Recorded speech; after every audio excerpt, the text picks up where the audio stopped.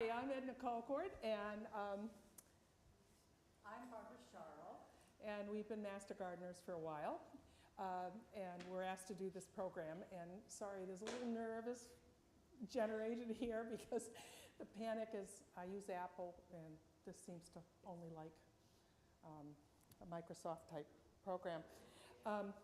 I need help in terms of, do I just press this to go ahead or back? I will do that for you. No, I'd rather do it. Okay, this goes forward on the pictures that, no, this one right here. I want to go back there. Okay. So our topic is getting in the garden this spring. And as you came in the door, you saw the crocuses. We're having a very early spring, and we probably will have a little more winter return. Barbara? Yes, so I've only been a master gardener for a year, we love talking garden. We have a couple handouts we have several handouts outside the sanctuary, but the ones, some are related to the road show that you may have noticed called You Can Garden Anywhere. We also have a reference handout that we'll be referring to. And if you have hydrangeas, there's a handout on hydrangeas, and it's a handy dandy one-page when to prune. Yep. So you may want to grab that on the way out. And if you don't mind, we're going to sit for physical reasons. And I'm going to sit because I have an essential tremor disorder, so it's hard for me to hold papers. So anyway, I hope you'll indulge us. How many here do garden or have gardens? Okay, so I hope this won't be too infantile, but we will be around for questions.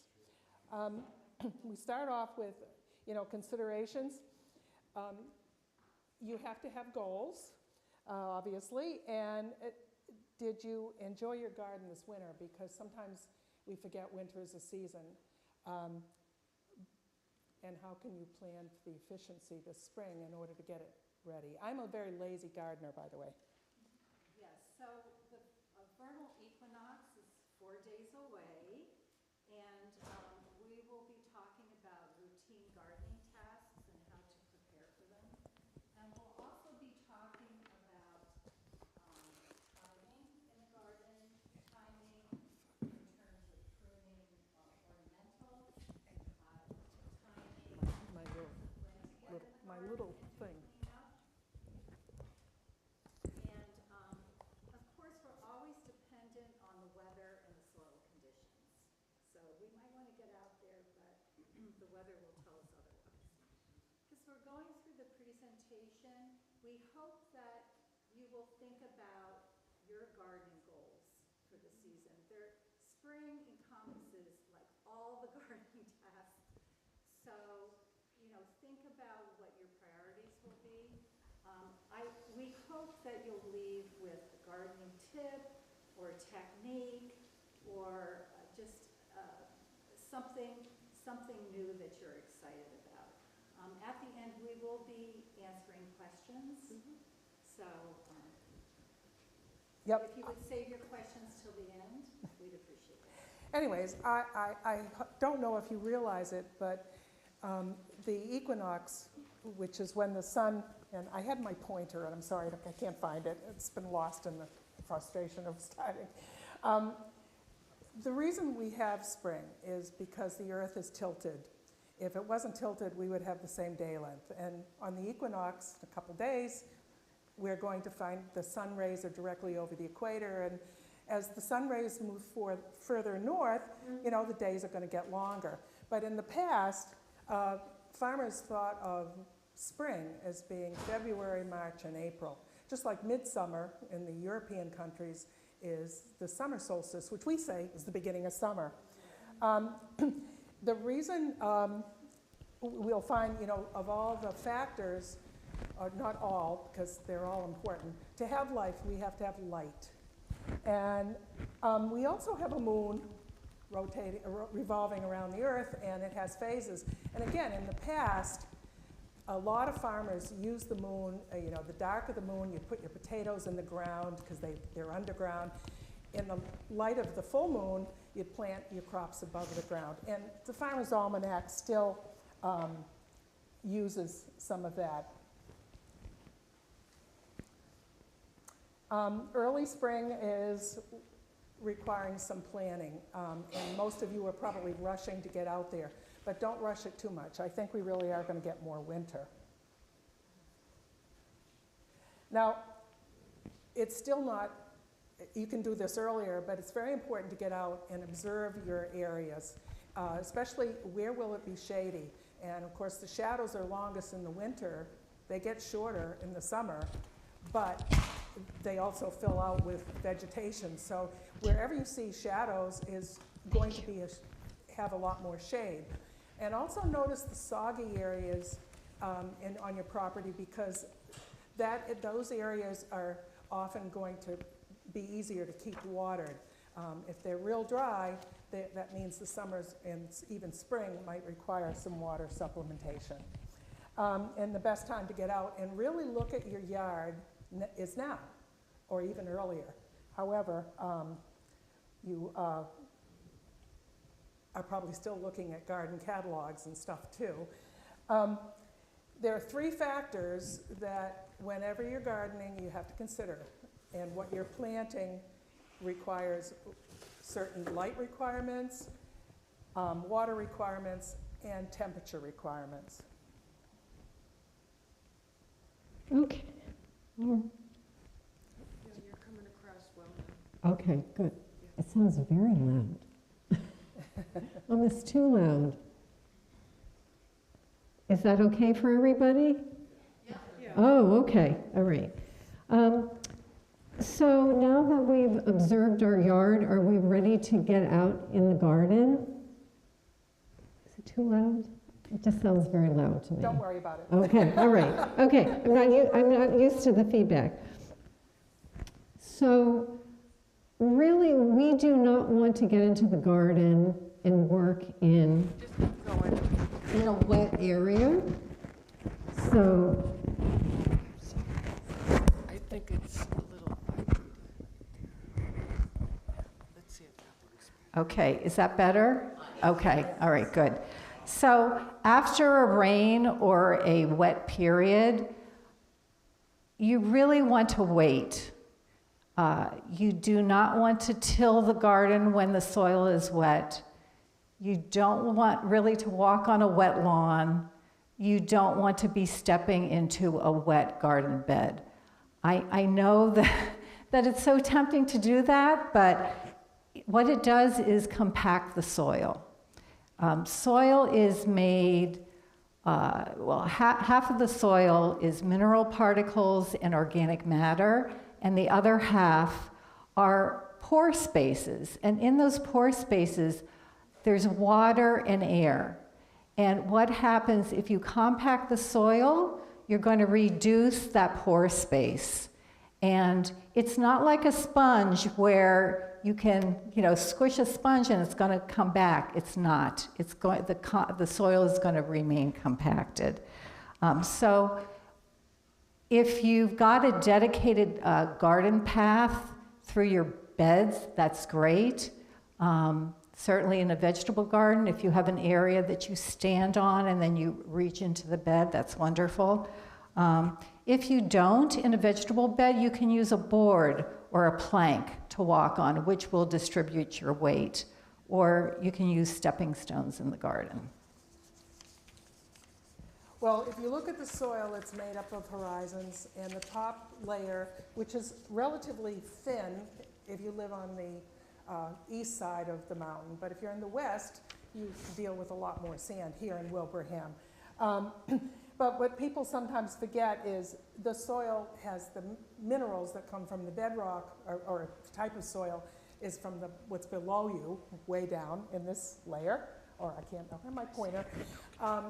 But what people forget is that soil is almost like a living space. It has all kinds of bacteria, fungi, nematodes, insects. It is alive, and compaction is going to interfere with their connections. And when you interfere with connections, you end up with problems. That's what ecology is all about. And probably you've seen this picture before.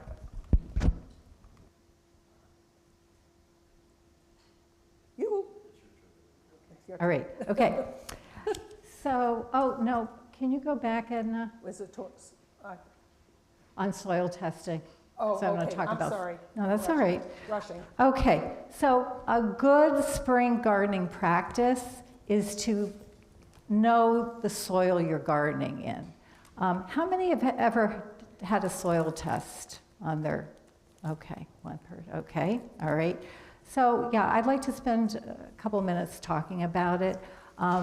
It's really good to get a soil test, especially if you're growing fruit like blueberry bushes, vegetables, and also your lawn. And a soil test will tell you two things. First, it will tell you your soil pH, which means how acidic your soil is. And different plants have different pH requirements. So for example, growing blueberries, you want a pH of 4.5. But when for your lawn, you want a soil pH of between 6 and 7. For flowers and vegetables, you want a pH between 6.2 and 6.8. So you can see there's a variation there. And the soil test will tell you your pH, but it will also tell you the nutrients in your soil. Again, different plants have different nutritional requirements. You can get a soil test at UMass Amherst, and I think it's about $20. It's just really valuable, and when you get the soil test, you can write down, based on the soil sample, you'll give a soil sample, and you'll be able to say, give me the pH and the nutrients if I wanted to grow fruit. Give me the pH and the nutrients if I wanted to grow. You get 3 choices, so that's really good. If you're starting a new garden bed, you can have different choices of what kind of information you want to get. You'll also get... Let me just interfere. Okay. I noticed a lot of you didn't raise your hand.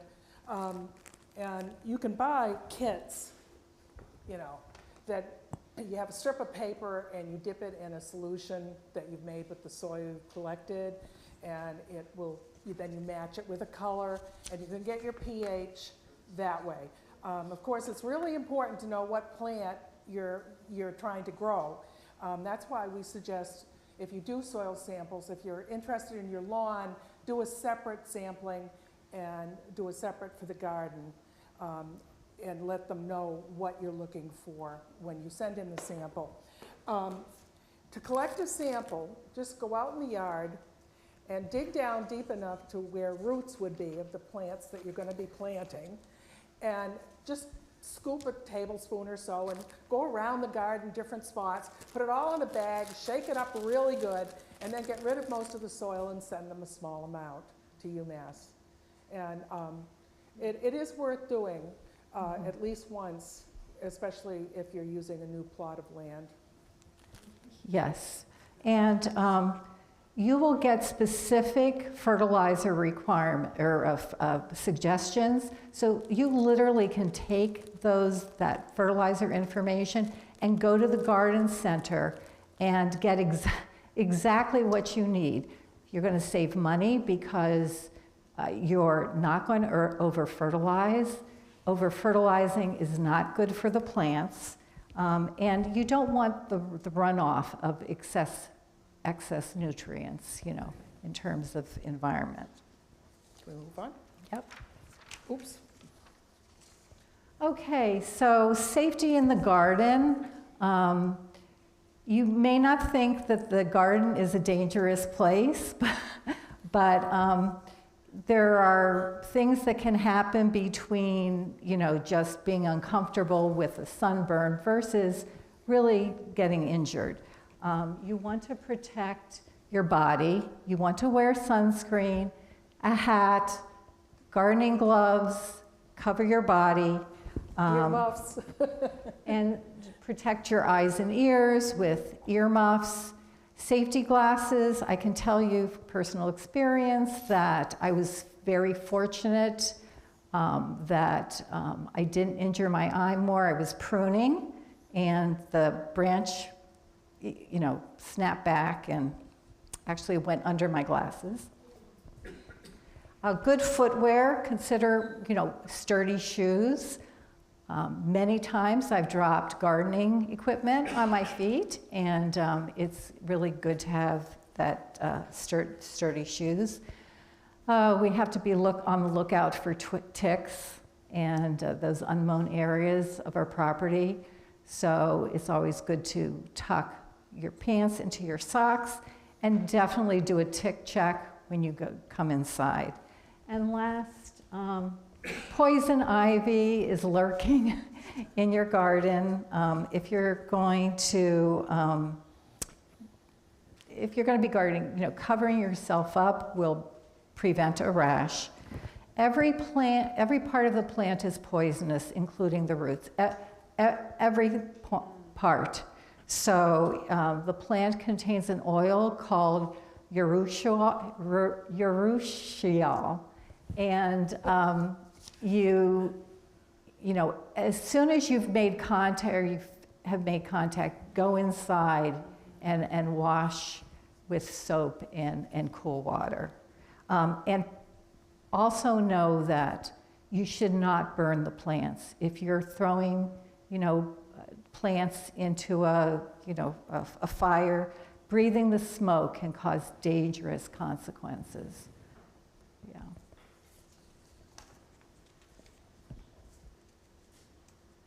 Come on. Oh, tools. Some people collect a lot of tools, and some people collect them and then only use one or two.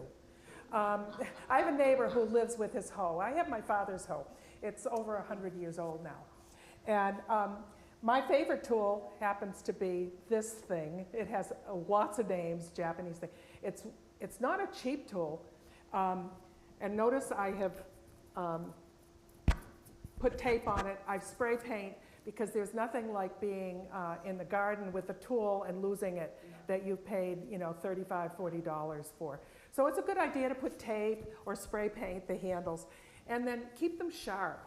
My favorite way of keeping, I do take a whetstone, keep the edges, especially of things that dig, into the soil and or on the edge. And I spray it with WD-40, which is really a cool material because it is a plant-based oil that's in WD-40. You can use you could eat WD-40. I wouldn't suggest it, but it is a very good material. What do you use that tool for? This tool can be, I do most of my gardening on my knees or on a machine. And it will scrape.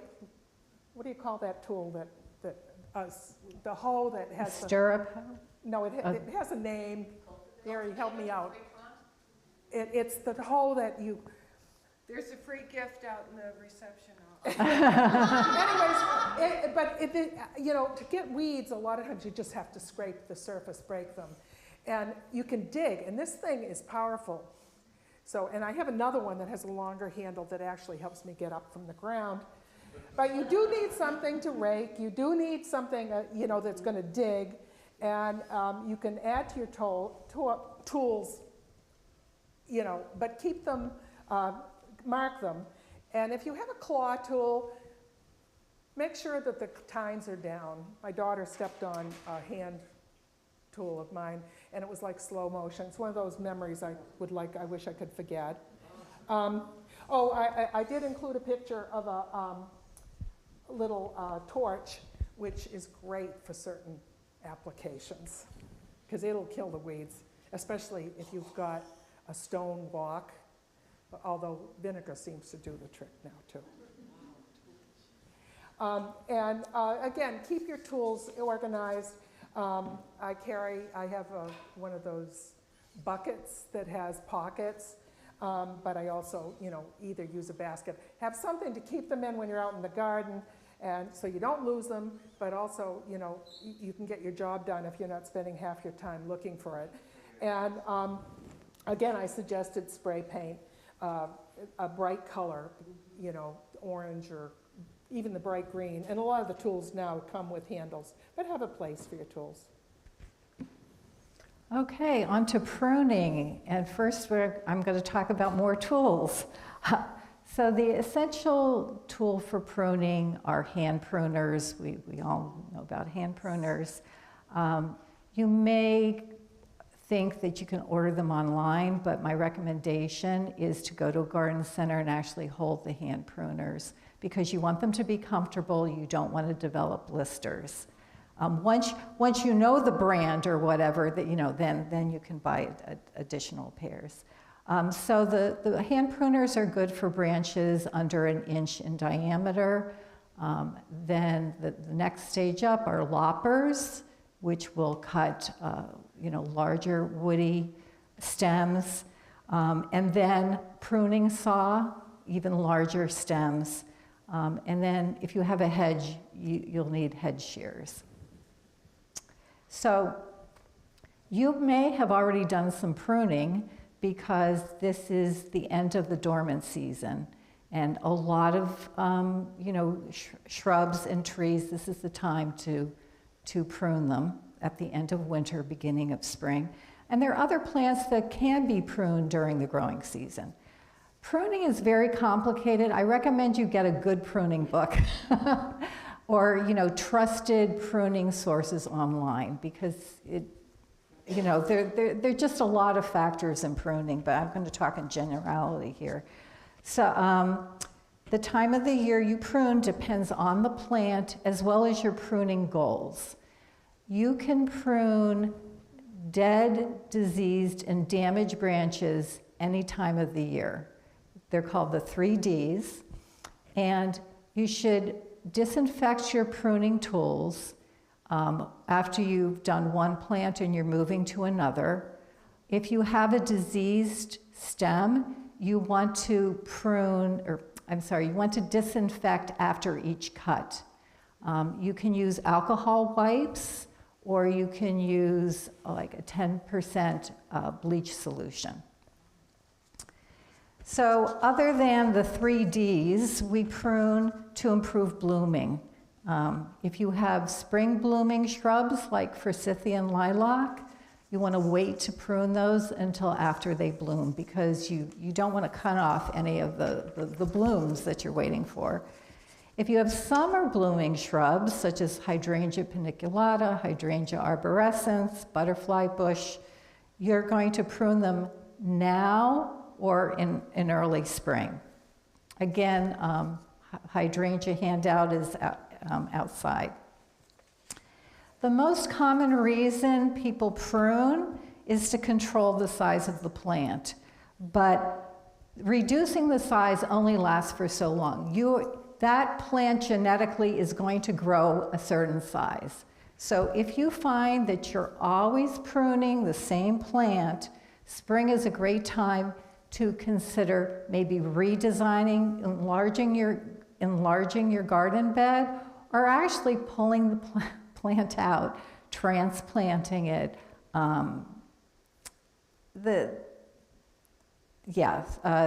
You can't control the size of a plant. It's only temporary. And in fact, plants, trees, and shrubs, and now is the time most people put them in, although fall is almost as good a time. You have to make sure you water something new. When you buy a plant at a nursery, you see a small one and you see a bigger one, and you know which one is the most expensive.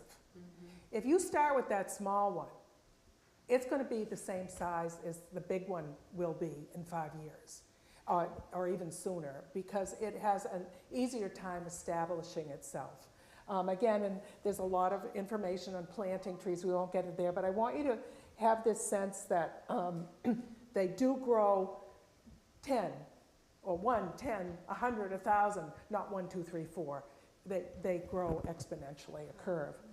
And there's a rule in pruning: you only take 1/3 off at a time. It's the same rule that we sort of use with mowing lawns. If you take off too much, you stress the plant. So be kind. Do less. Less is more, and you'll have more success.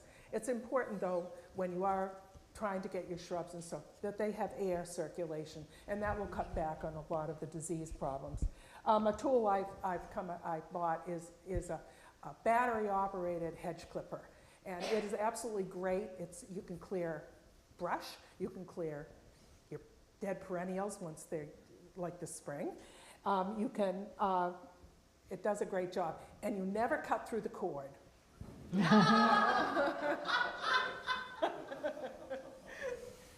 Okay, on to clean up. Since the warm weather has started, we may be ready to just get out there now, clean up our garden beds. We've got the grass stalks, we've got the perennial stems, we have the leaves, in our garden. But right now, the insects and spiders are hiding in that debris, and they haven't fully awoken, or whatever the right pronunciation is. They're not fully awake, so they're dormant. And if you want to have beneficial insects in your garden, you don't want to clean up that debris, you do not want to bag it, you don't want to kill those beneficial insects. So, sorry I'm giving you the bad news here, but really you need to wait mid-April at the earliest. And then, the general consensus is you really want to wait for 10 consecutive 50-degree days. So, and then when you start to clean up, consider cleaning up slowly. So near the house, tidy up the areas that you're going to see every day, so it's not going to drive you crazy. And clean up where there's hardscape, so you can be standing on a patio or pavement, and clean up as far as you can reach into the garden. You can obviously use a rake. And then after that, spot clean certain areas. So you may be starting your spring crops. I know I'm going to be starting my peas soon. Certainly you want to then clean up the areas that you're going to be planting in. And also you've got maybe spring bloomers, you've got bulbs coming up, so you want to remove the debris, keep it away from the plant. And last, consider waiting to mulch until the weather warms up. The weather warms up and the soil dries out, because there may be beneficial insects overwintering in the soil. And one of the things, some people probably go to the dump. We're going to suggest, most of the stuff go into compost that's soft, but sometimes we can burn. Here in Wilbraham, we can burn. You have to get a permit if you have a brush pile.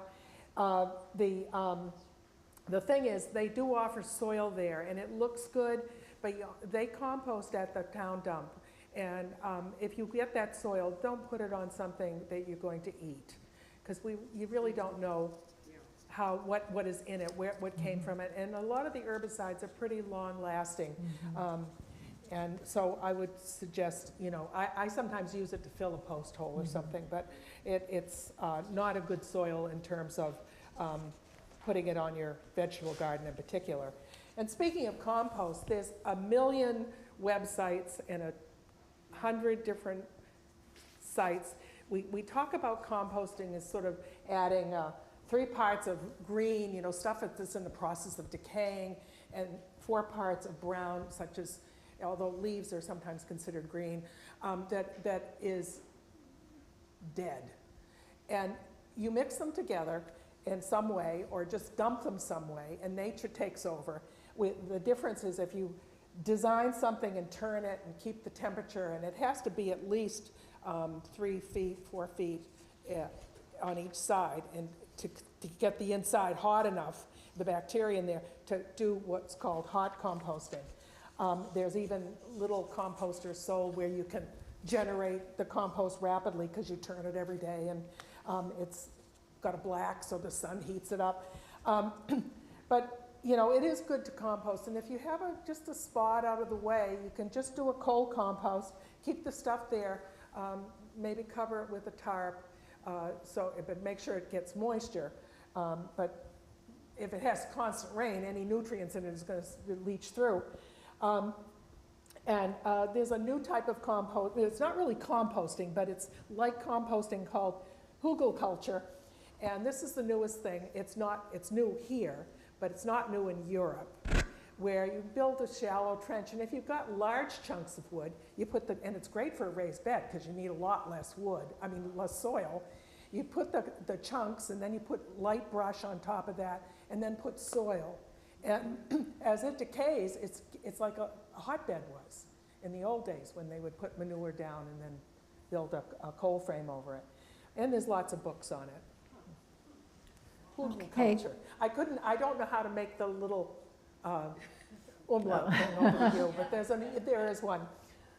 I'd also like to add that the town sells composters.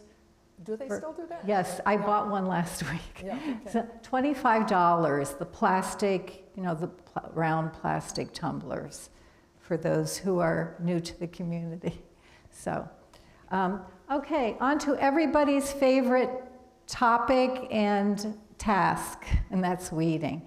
The weeds are already out there. They've overwintered, and so how do we tackle them?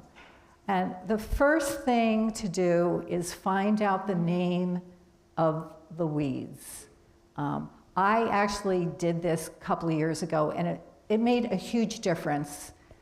It made a huge difference to find out their names and their life cycles. And I recommend a book. It's called Weeds of the Northeast. Again, it's on the reference sheet outside. It's a great book. You leaf through it. It's just full of pictures. You've got your weed, and then you find the picture that matches the weed. So we have, again, different weeding tools. Enna likes her tool. This is kind of similar, a variation. This is called a Cape Cod weeder. This has kind of changed my life in terms of weeding. What this does is it slices off the top of the weed. Okay, it slices right under, parallel, right underneath. Also, it's good if you've got cracks. Do you know what I'm saying? Like you're getting those hard spaces. A hoe kind of has the same action. It's cutting under that weed, probably goes down a little deeper, 1 or 2 inches. The benefit of a hoe is it covers a large area, and you're not down on your hands and knees, you're standing up. So I don't know if you've seen a stirrup hoe. It kind of moves back and forth. They're shaped like a stirrup. Many people like that. You could use an old-fashioned hoe too. Another weeding tool, I think somebody already said it, I heard, like a 3-prong cultivator. And that's really good to get the weeds that are around a plant, to get in there. And then last, we need a digger tool. I don't know if you've heard of a hori-hori knife or a soil knife. It actually looks like a knife. Or a dandelion digger, and that's to remove deep-rooted weeds. So you really need a variety of tools. On the screen, there are 3 different kinds of weeds, and these are weeds from my property. We're going to start with hairy bittercress, which is a winter annual. It's all over my yard now. It is germinated in the fall, overwintered, and will set seed in the spring. And the weed has a shallow root system. So guess what? You're going to take your Cape Cod weeder and you're just going to go under the surface. It's just fast, fast, fast. You can just cut off those tops And on a warm, hot day, you can leave those tops and just let them kind of, shrivel up and act as mulch for your garden. Next is garlic mustard, and it is a biennial. So it lives 2 years. And in the first year, it germinates and it forms a rosette of leaves. So at that point, again, you can take your Cape Cod weeder and just cut off the top of that. But you've also got another year to get the weed before it sets seed. So the second year, it's going to develop a tall stalk. And at this point, you want to get it before it sets seed, and you can just pull them out by hand. But you also want to be aware that the more you disturb the soil, the more weeds are going to come up. There are just thousands of weed seeds in that soil. So you want to think about mulching after you weed. And then the third, everyone knows the dandelion. It's a perennial. It lives for more than 2 years, has a deep root, and you want to weed dandelions when the soil is moist because they're easier to remove. If you leave just a piece of that root in the ground, it's going to regrow, unfortunately. So, weeds are not there to aggravate us. They have other purposes, and weeds are actually a source for nectar and pollen for bees. And so I just want you to consider that maybe you want to leave a few dandelion flowers on your lawn, and then after they flower, pull those fluffy heads off so you're not, spreading them, but, or happy medium, whatever suits you. But I just want you to be aware that weeds do provide, just food sources for pollinators, yes. Actually, all 3 of these weeds are edible. And dandelion in particular, you can use the blossoms to make wine. But, when they talked about spring greens in the past, they were eating the dandelions and some of the bitter crust. The garlic mustard is pretty awful. And mulching is something that is often overdone. We've all seen the tree where the lawn service has piled up the mulch around the tree. It's not good for the tree. It's like strangling it. It's like putting a very tight collar on the tree's trunk. Can interfere with its circulation. And mulching can be, it is decorative. It can keep things looking neat, just like edging. But we would suggest you not use a dyed mulch because it is dyed, and that dye is going to leave it and go into the soil. If you put regular mulch, the finer the mulch, the more expensive it is, and the quicker it's going to turn into soil. But you'll get what you pay for when it comes to mulch. I personally do not like to mulch my perennials too much because then they won't reseed if you have too much mulch near them. I noticed out front you have a light mulch around the perennials. The gardening here is done very nicely. If you're doing perennials, I don't mulch my vegetables mostly in the paths because I want that to go back into the soil. But you can, and some people use straw. The best thing to mulch with is not beach hay, but you get it from the ocean. Seagrass, like a seagrass material. And of course, because it's very high in nutrient, but it also doesn't have seeds. Straw will, and you'll regret it. Planting? Okay, yes, planting. So there is a phrase called right plant in the right place.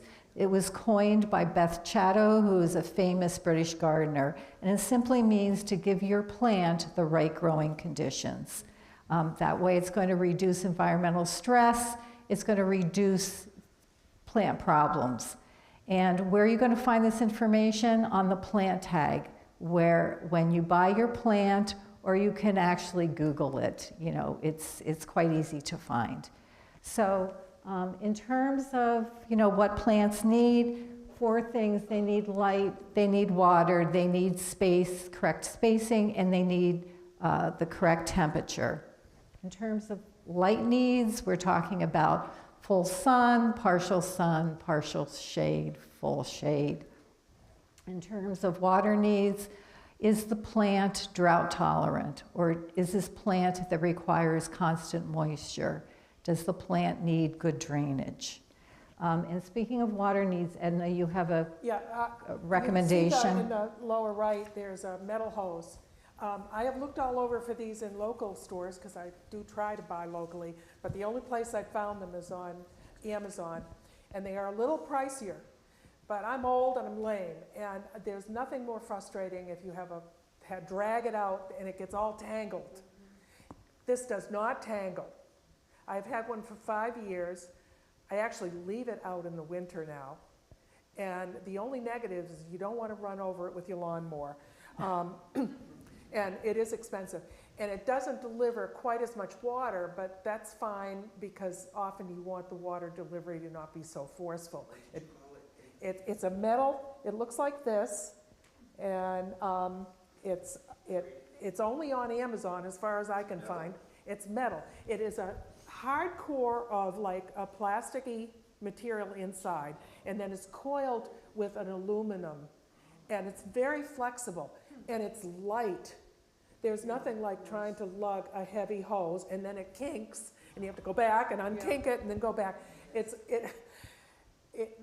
I absolutely love them, and I'm sure some of you have experimented with those little things that fill up with water, and they start leaking after, you know, a month or two. Something to really think about. My sister tuned me into that. Okay, and then spacing, you know, how far apart are you going to plant perennials, or what will the mature size of the plant be? And then in terms of temperature needs, we need to know what the plant is rated for in terms of cold hardiness. And this is the hardiness zone map. How many are familiar with that? Okay, all right. So this is the new updated version. And in this version, actually, half the country changed half zones. Wilbraham did not. We're 6A, okay, which corresponds to the average annual extreme minimal temperature of between -10 and -5. So when you're buying a plant, especially online, you want to be mindful of, you know, what the plant is rated for in terms of hardiness. You said it changed. Did it get warmer?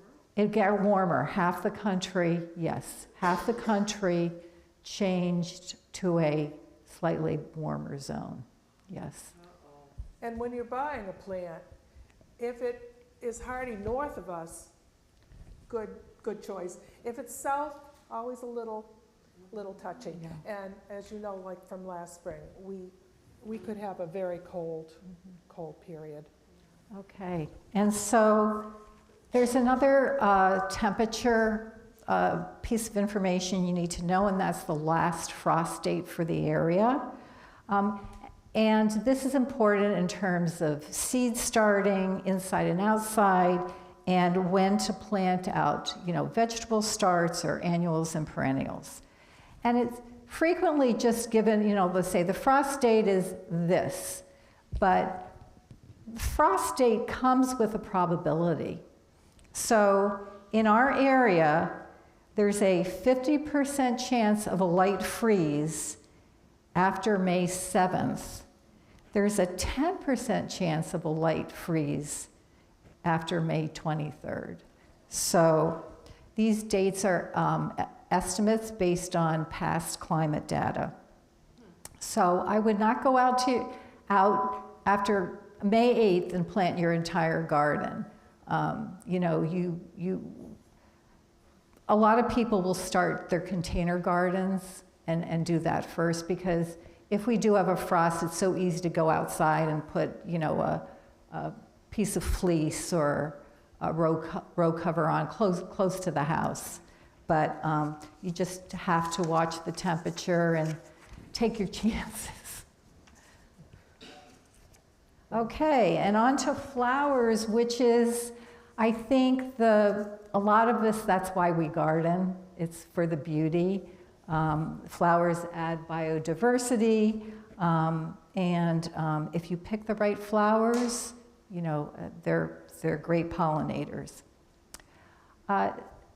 Spring is a really good time to assess your spring garden.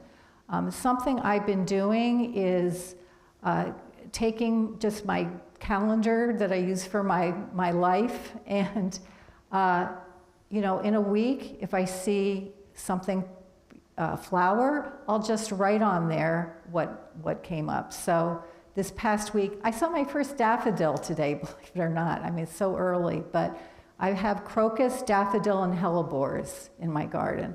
And so I've done this, you know, week after week, and then I can see where the gap is, because I love to have color, you know, as much color as I can every week.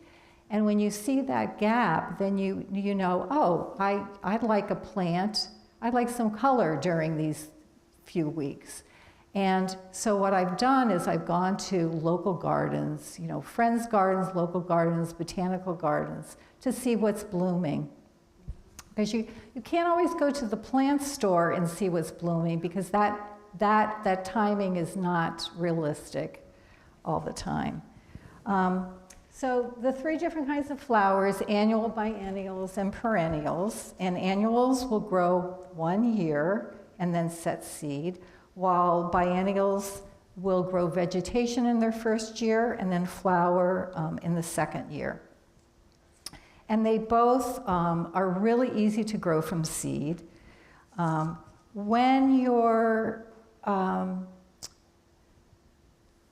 If you're saving seed, be aware that there is seed longevity. There's so many, you know, seed packets come with so many seeds. And, you know, I save my seeds. But be aware that there is some seed that's just 1 year, like larkspur. I don't know if you've heard of larkspur or nigella. Most flowers, it's between 1 and 3 years. So be mindful of that. I want to touch on something called a cold hardy annual. We think of annuals kind of being a little later in the spring, but there's a group of annuals that, believe it or not, we can sow in September and they're going to come up in spring. A couple of examples are Orlea and Nigella. And also there are other hardy annuals that we can sow pretty soon as the soil can be worked. So probably, you know, in the next couple of weeks, such as bachelor buttons. And so you're going to get, and a lot of these cold hardy annuals are mostly like cut flowers. So you can get like an early spring batch of flowers. And then on to perennials, and these are plants that grow for multiple seasons. And they're beneficial in terms of saving you money, because you're not buying a plant every year, but they also are great because you can divide them. They spread and you can divide them. When you go to a garden center, if you look at, you know, you're choosing a perennial plant, lots of times there's more than one plant in that pot. So, you know, you can divide that into maybe two plants after you buy it. And the spring is also a good time for transplanting as well. And spring is a good time for pollinator flowers. There are many pollinator flowers that bloom later, actually, kind of midsummer and late summer. But there are spring pollinators such as common yarrow and beer tongue. On the resources handout, I've added a website it has just a great chart for all the pollinator plants for the season. So you might want to check that out. And if you keep bees, you want some pollen. In fact, you often supplement the pollen, but, and the pine, which that gives bees pollen too. It's a blessing and it's a curse if you're allergic. I did want to mention herbs. You can stick them in with your flowers and you save yourself a few pennies, and there's nothing like, fresh herbs. Some are perennial, most of them are not. Anything that kind of has grown in a southern climate, like rosemary for an herb, or zinnias, which come, from Mexico and Central America, they will not reseed. Some of the more cold hardy annuals and perennials, and of course, biennials rather, like foxglove, will reseed. And that's another reason why you don't want to over mulch, because you want them to drop their seeds. They may not grow where you want them to, however. And I don't know how many do a vegetable garden here. Just about everybody wants to grow tomatoes. And again, plants are a little bit like children. They're not the same. And you really have to develop a relationship. I mean, I'm not being fuzzy-wuzzy, here. You have to understand what the plant's needs are. Remember the temperature, the water, the spacing. And when it comes to vegetables, sometimes it's good to intersperse them, and it's good to know who they like for friends. And all of these things, go through little phases of gardening lore and whatever. But it's good to pick up that information, and there's nothing like experience either.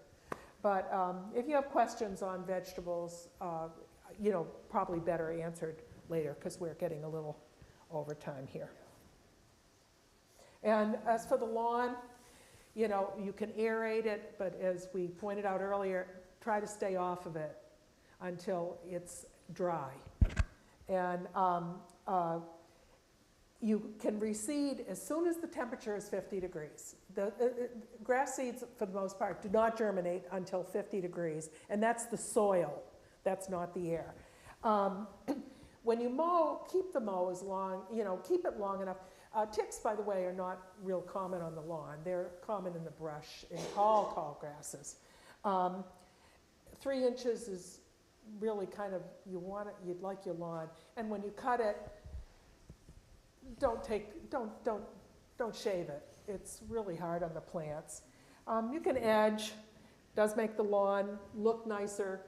I personally wonder why does a lawn have to be perfect sod, or perfect like a golf course.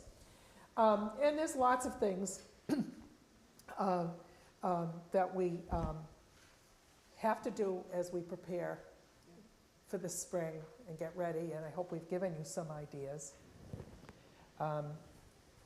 You're going to have maintenance ahead, try to plan, if you're going away, see if you can get somebody to water if it's real dry.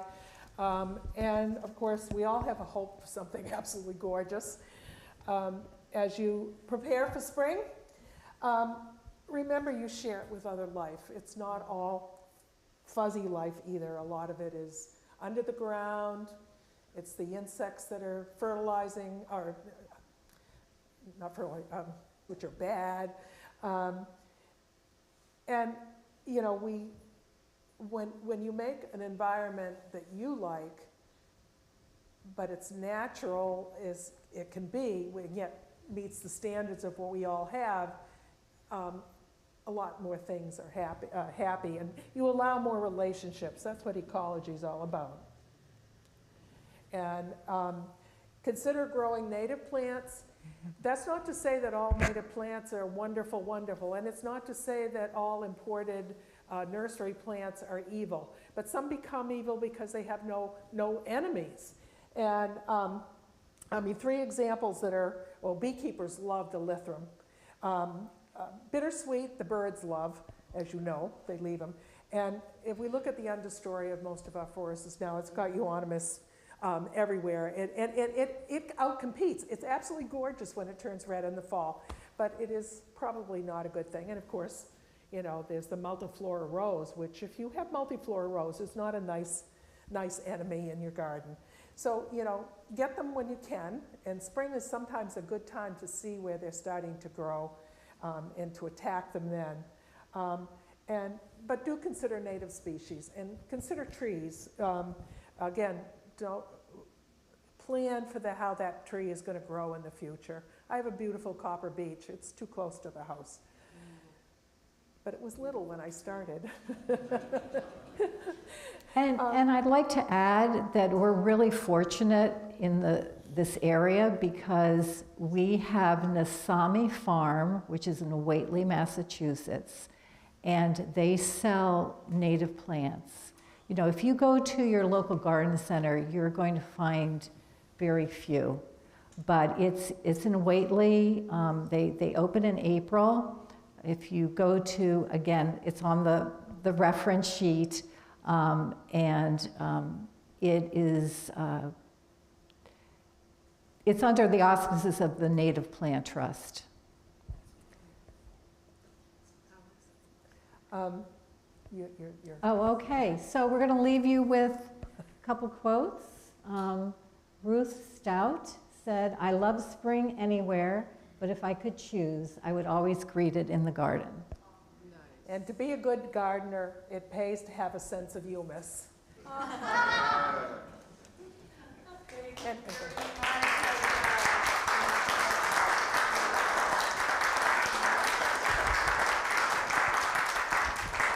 And thank you for the help that I got getting this thing. I mean, I didn't get it. I just said I knew I'll have problems. I just have the program. That was a wonderful presentation. Thank you so much for all the information you passed on to us. Well, we'll now, take if questions. anyone has any questions, oh, Stephen. What recommendations do you have for bees for pollinating for nectar? In the spring, your dandelions are absolutely wonderful. Well, I've got Good, good. The bees will love you. In the fall, and a lot of people don't. we're planting wildflowers. Oh, great. I work at the Merritt Farm.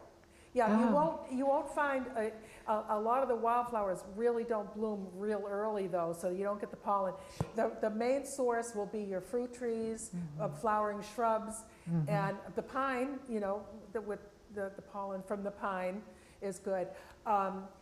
In the fall, a lot of people think that goldenrod, you are not allergic to goldenrod, or most people aren't, or very few people are, but it's in the fall. That is, beekeepers love goldenrod because bees have to store a lot of pollen for the winter.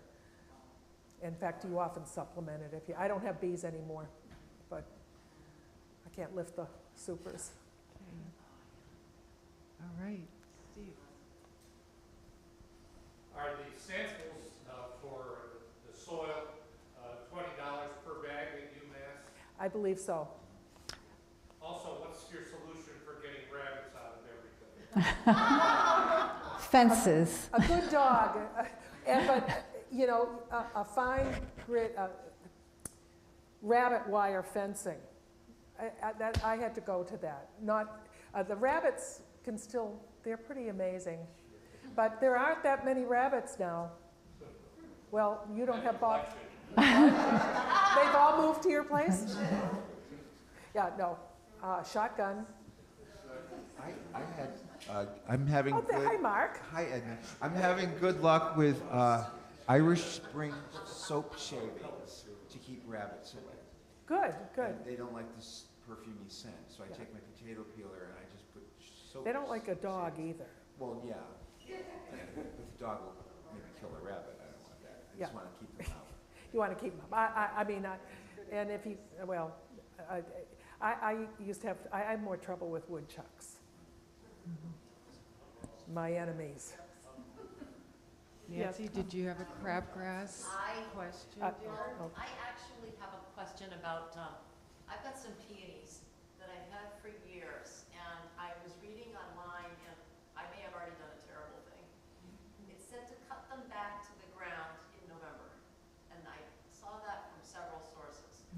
Have I ruined my peonies, or will they never? The peony is probably one of the longest, we buy perennials because they come up, but a lot of the perennials poop out after a couple of years. But peonies last, they can last a century, and you did not do the wrong thing. You didn't, right, yeah, it's good. Now, when you put a peony in, you buy it, and it might be blooming at the florist, you put it in the ground, and it might not bloom the next year, it might not bloom for another 2 years. These are at least 60 years old. Oh, you're lucky. Yes, and I just thought I haven't been caring for them, and I wanted to do something right for them. Don't over-fertilize them. No, and they need a lot of space, correct? Well, since I forget where I plant things, I have peonies and Siberian iris together. They're pretty. Did you have something to add? No, I mean, they like water. And you know, when you cut those leaves, those peony leaves off, you want to dispose of them. You don't want to put them in the compost heap because yeah, there are some plants like that, so. Did you have a question? My perennial question, always, and it's not a plant. Do you have any thoughts on what to do about voles? Voles. Voles. Poor moles are an insectivore. They eat insects, but they do make tunnels. And the little voles, which are, they're a rodent, love roots and love bulbs, and so do chipmunks, which are good. Chipmunks. Chipmunks are so cute. Nobody thinks what they do, but they're bad critters. A gray squirrel is so nice compared to a red squirrel. I mean, they're little and feisty. But the voles will go underground in the mole holes. And, well, I'm not supposed to recommend this. But for chipmunks, I pour ammonia down their holes. I got chastised for this, but ammonia is nitrogen. Yeah, that's right. And gallons. Just like vinegar for weeds in your cracks, in the lawn, where, by your garage and stuff. But voles, a good cat, but we don't want to let our cats out because they eat the birds. The moles aren't so bad. They're eating a lot of the worms, and of course we all have this problem now with jumping worms. But traps, poison. I have a dog who will keep digging till he gets one. Yes, yes. They'll eat a vole, but they won't eat a mole. The mole has a big liver, I guess. Tastes bad. So, but they'll bring them to show you they're on duty. I've been reading about not pulling out weeds or vegetables, just cutting them off, not to disturb the soil underneath the microbial Yes. organisms that are Yes. there. Have you done some reading on that? Is maybe just cutting the tops of weeds off? Yes, that's right. Yeah, because those organisms are around the root structure, and you can just keep those roots in the ground. Yeah, that was pretty interesting. Yeah. I actually have one more question. I knew it. Yeah, my lawn's been overrun with crabgrass. And is there anything short of putting down some horrible herbicide that I can do to get rid of it? Because it's awful. Well, it's an annual. Crabgrass. It does have a tendency to form a mat, Yeah, it does. but if you could get grass established before it takes, it dies in the fall, but it makes a lot of seed. If you can get something to grow tall enough around it, if you let your lawn get a lot longer, it's going to shade it. Do you have any ideas on that? Oh, well, yes, That's You know, good too. Crabgrass needs sun. And if so, you let your lawn go longer, you probably have less problem with it reseeding, and over a period of time, you'll get less crabgrass. Okay, now I reseeded in the fall. Should I do that again this spring then? As Some opposed people to- overseed. You know, I'm not a big lawn person, so I don't feel I can say definitive, but a longer lawn is a healthier lawn, and it will crowd out it won't crowd out the crabgrass once it gets going, or the goosegrass. It's gonna, but it is, but a longer lawn is one reason, because you're gonna get less of it, and over a period of time, you have less seeds. You know, they say one weed is 7 years of, one weed is 7 years of seed. So that's, it keeps reseeding itself. And it, you know, if it's absolutely horrible, I suppose you could do something like put a tarp over the area, and then when it dies back, just start it like you would a new sod. Thank you. How do you feel about no mow May? Is that part of, are you, I'm gonna mow if it grows. You know, I don't want it to get so long that when I do cut it, I'm whacking off, you know, I'm whacking off enough of the plant to stress it. I think you mow when it needs mowing, and my idea of its mowing is it's well over 3 inches. Yes. Yeah, 3 inches, yes. You know, okay. and it, you know, when you buy a lawn, make sure it can lift up, because my last one didn't. Higher. Any recommendations for getting rid of wild violets? Wild violets? In the lawn? I'm sorry, they're one of my relatives, I love them.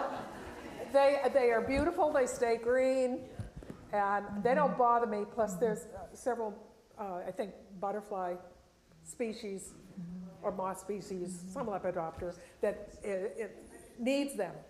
So little blue, do you know what it is? No. It's anyways, I love the violets, and I take them and I candy them sometimes, and you can make jelly out of them. Think of them as a crop, and they're beautiful. The opportunities with those violets. I'm gonna be sexist here and say, you know, what is it men have about lawns? I let God take care of my lawn. Well, And if it's meant to grow, it's gonna grow. If he wants it to grow, he's gonna water it. And he does a pretty darn good job. well, And he's been doing that for I'm years not now. sure, you know, I'm sort of with you. As long as it looks tidy enough.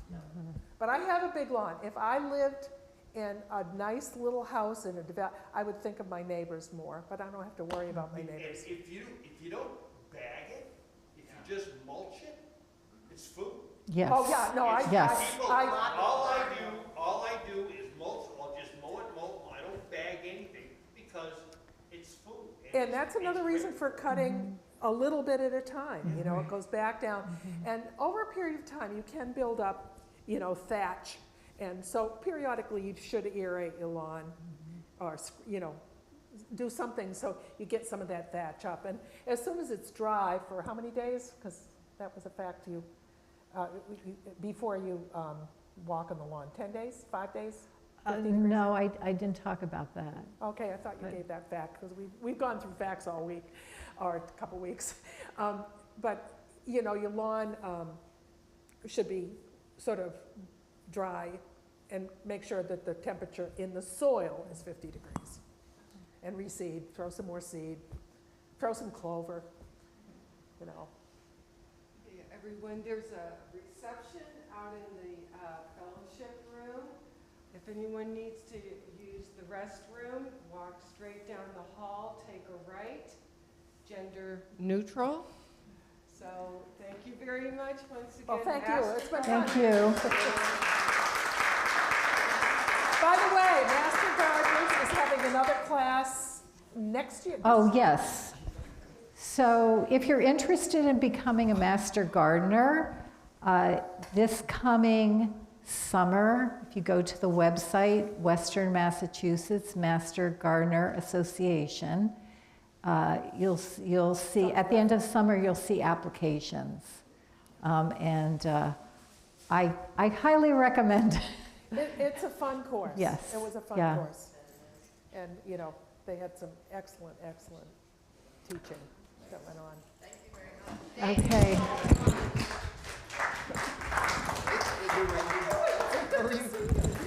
We miss you. This is your church now, right?